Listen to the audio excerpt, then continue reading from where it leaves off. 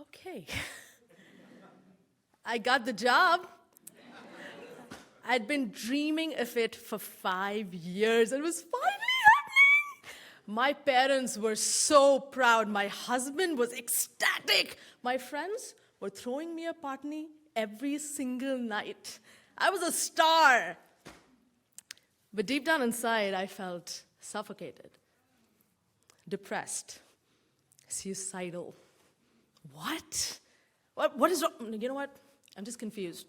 I need to talk to someone. But do you know the feeling when you're in crowded rooms and yet you're alone? When you're talking to a lot of people, but no one is listening to you. So I found someone who would listen to me, a therapist. I sat on her couch and I poured my guts out, unstructured, rambled for an hour. And at the end of that exercise, she looks at me saying, the funny part is, you already know what you need to do. Do I? Yes. You need to end this marriage. What? Whoa, hold the phone. I have a perfect husband. I have the perfect doubt. I have the perfect house.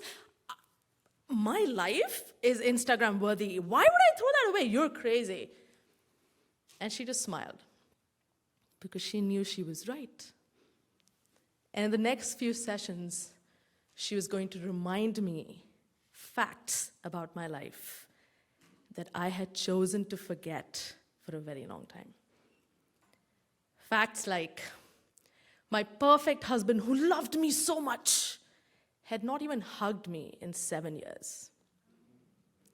That this giant 3-bedroom apartment that we lived in was not because we had a lot of people over all the time.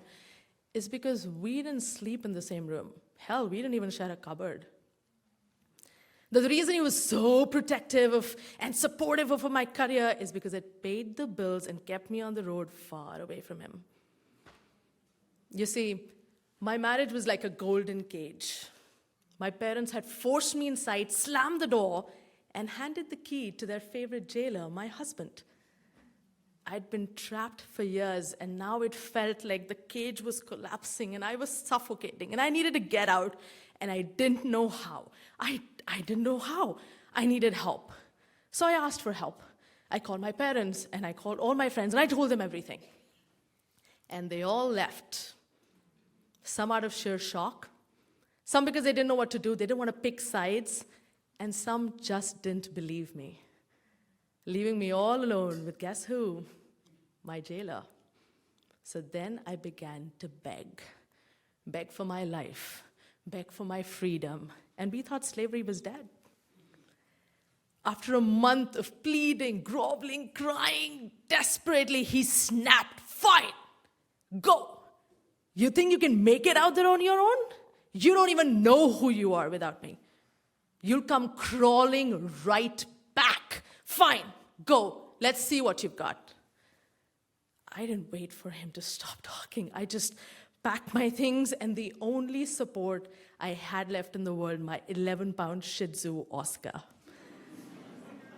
The packing, the check-in, the airport, the Uber, everything was a blur. And before I knew it, the Uber halts in San Francisco. The Uber driver gets out and starts unloading my luggage onto the pavement. I get out slowly. He gets back in the car, slams the door, and goes, "Did you leave anything behind?" Yes. My childhood home, my parents, my marriage, my friends, my identity, yes. What? Sorry, nothing, thank you. He drives off, and I'm standing there on the pavement shivering. It wasn't cold. And then I feel a tug on my arm. Oscar. Someone's opened the door to the building, and he wants to go inside. So I follow him into the building. I walk to the front desk, and the woman behind the counter looks up. Saloni? Yeah? Oh, hi! Welcome! We're all ready for you. Here's your key. My key? My key to what? I took the elevator up, and I opened the door to the apartment. A door to this life that I had not planned. To this world and country that I did not recognize. I was scared. I was terrified. I wasn't ready.